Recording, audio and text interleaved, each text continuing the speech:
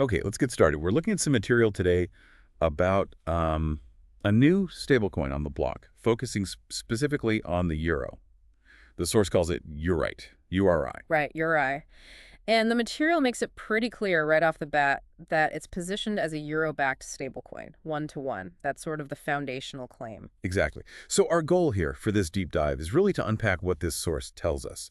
Who's actually behind URI, what's the mechanism according to this info, and why is there such a strong emphasis on the regulatory side? Yeah, that regulatory piece definitely stands out. So digging into the details provided, the issuer is listed as Banking Circle S.A. And that's interesting because the source doesn't just say they're an issuer. It specifically describes Banking Circle S.A. as a credit institution, which, that's a specific kind of regulated financial entity. And crucially, it mentions they're supervised directly by Luxembourg's financial regulator, the CSSF. And connecting that point, the material then frames EURI itself as a MiCA-regulated stablecoin, specifically within the EEA.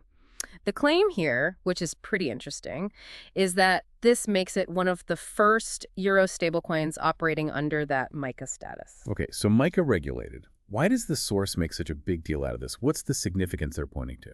Well, the argument presented is that this regulatory compliance is fundamentally about building trust. Trust and credibility for people holding it. According to the source, being MiCA compliant means meeting certain standards, things like consumer protection, transparency. Right, and contributing to financial stability overall. That seems to be the idea. Exactly. And the implication is that by doing this, it sort of reduces legal risks. It promotes safety compared to, maybe other stablecoins that aren't operating under such a clear framework. So regulation isn't just a hurdle they had to jump, it's being presented as a core feature here, like a selling point almost. It seems that way. And this focus on safety, it also ties into how they apparently handle the actual backing funds.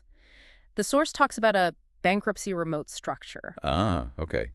That addresses a big question people always have with stablecoins, right? Yeah. What happens if the issuer goes bust? Precisely. So how does it work, according to this document? It says that when people put up euros to buy URI, those funds don't just get mingled with Banking Circle's own money. They're kept separate. Yeah, segregated, in a totally separate account. The source calls them safeguarded customer funds. And it mentions this is done following something called the 2003 Act.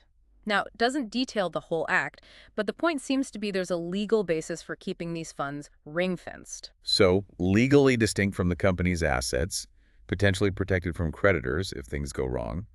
That sounds like a pretty important detail from the source. Definitely a key detail for potential holders. And then to actually verify that core 1.1 backing claim. What does the source say about that? Audits? Yes, it mentions attestation. It states that both Banking Circle itself and the EURI backing are attested by a, quote, top-tier auditor.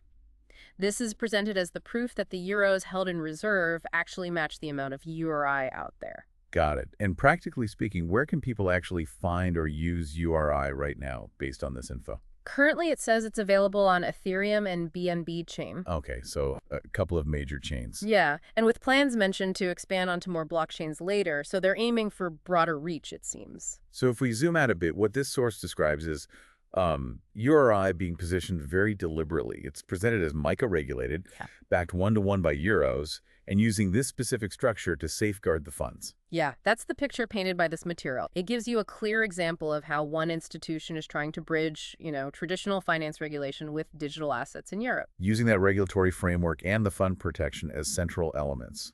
Which kind of leaves us with a final thought for you, the listener, to consider.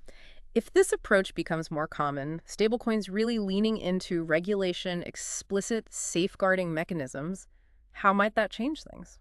Right. How could it affect user confidence or just the general perception of stablecoins compared to ones without these kinds of explicit structures and oversight? Could this kind of regulatory first approach be what really shifts stablecoins more into the mainstream? Something to think about.